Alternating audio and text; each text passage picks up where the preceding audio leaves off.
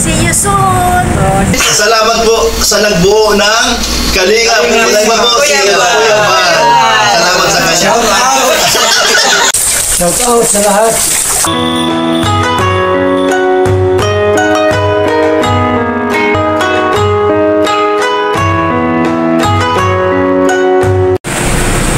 Hello, magandang umaga sa inyong lahat mga Kalingap. Nandito tayo ngayon sa lobby ng condo at tumawag si Gemma na magpadala daw siya ng piyaya para pasalubong daw kay Angie at kay Mighty at kay Kalingap Yoli. Ipapadala daw niya sa Grab at nandito kami ngayon sa labas at nag-iintay.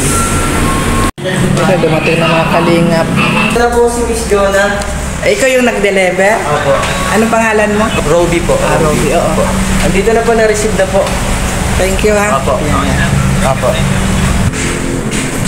Ay, mga Kalingap, bit-bit na ni Kalingap Yuli ang pinadala ni Gemma. Thank you, Gem. Let's go. Akyat tayo sa 15th floor. Salamat din. Salamat din sa pinadala mong biyaya. Salamat po marami. Ingat ka dyan, Jim. Miss you. Thank you, Gem. Nandito na kami sa elevator. Ayan. Doon kami sa 15th floor.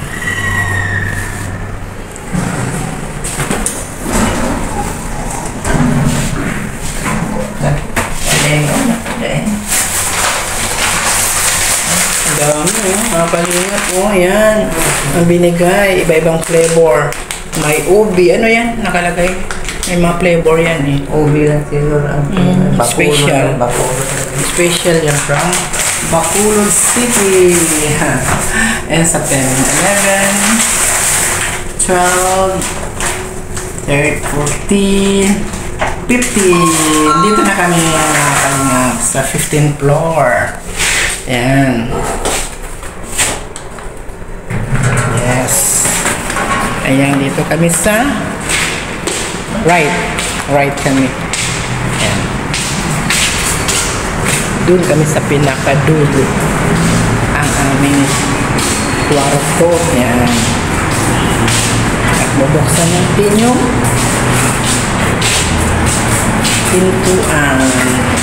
Ito mga Kalingap, yung binigay ng aming pinsan na si Ika. Ito ang kinunan ko lang. Ito. Masarap niya, masarap. Ito, masarap yung kanyang Ano kasi press? itlog na maalat from Kateros. Nagmamantika siya mga Kalingap. Thank you, Ika, sa yung itlog na maalat. Ito yung nagbigay din yung pinsan namin sa Pateros sa Santo Side ng inutak. Kasi yung inutak mga Kalingap, masarap yun. Ang kapartner nun ay ice cream. Ang sarap kasi dati, yung tiyahin namin na kapatid ng mother ko ay talagang ang business nila ay yung inutak. Mahirap gawin yun mga Kalingap. Tapos nagbigay din siya ng itlog na maalat na 30 pieces sa amin. Thank you so much sa Ika Alfonso sa bigay mo sa amin kahapon.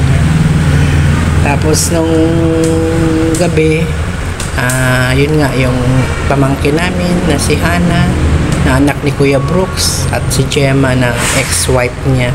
Mabait po si Gemma, talagang noon pa yan, makwento din sa amin. Pero siyempre, di naman natin alam ang panahon.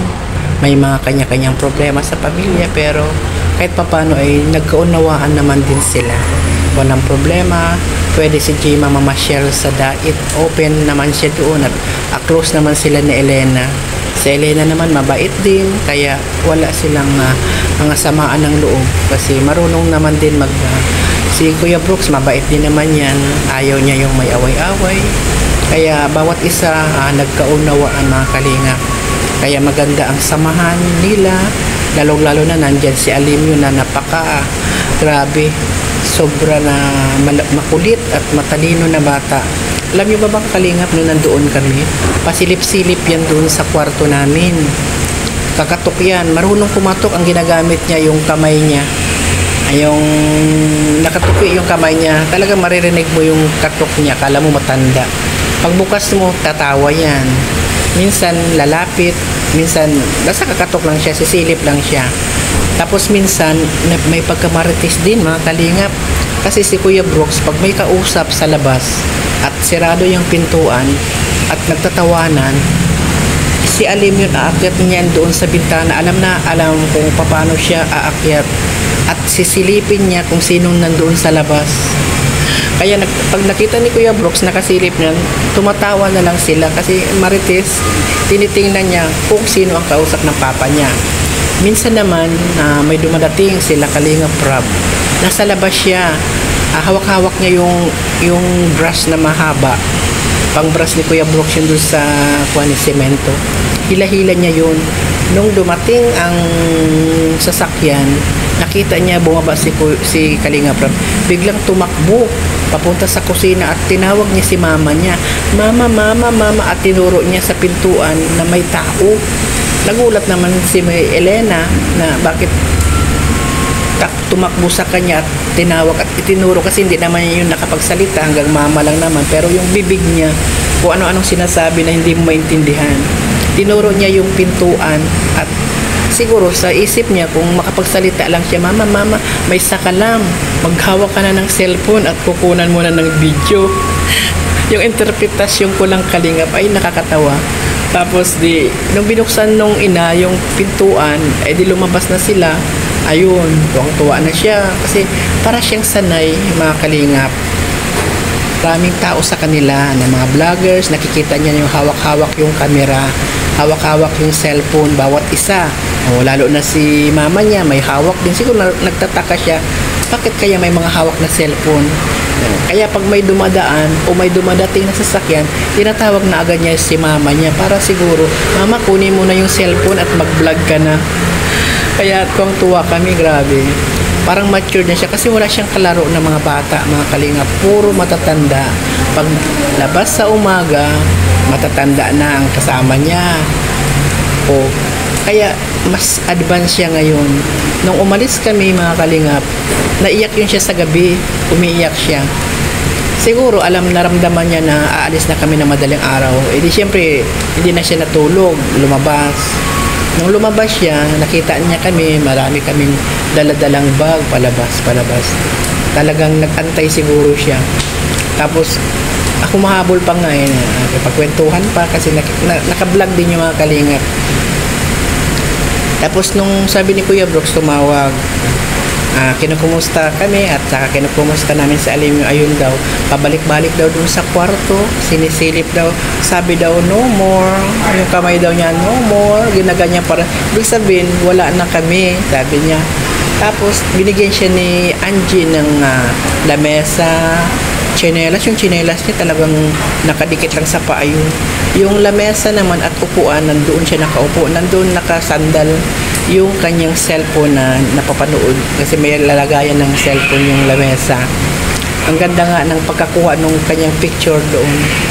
Tapos nung pinasok ni Elena yung lamesa niya, bit-bit din niya yung kanyang upuan at yung tsinelas niya hindi tinatanggal sa kanyang paa. Talagang ina-appreciate niya yung bigay sa kanya na pumapalakpak pa siya, mga kalingap, nung ibinigay sa kanya. Nasa vlog ko rin yun. Yung yung pagbili namin ng lamesa, tsinelas at saka yung kanyang upuan. Kaya nakakatuwa na bata. Yung kay Gemma. Thank you, Gem. Piyaya. Sabing piyaya, sabi. Wow, ang daming binigay. Ilan yan? 1, 2, 3, 4, 5, 6. Ay, 6. Tagdadalawang flavor ang binigay. May may ubi. Baka mahal pa yung Iba-ibang kulay, mga kalingap, 3 kulay. Thank you so much. Bye-bye. God bless.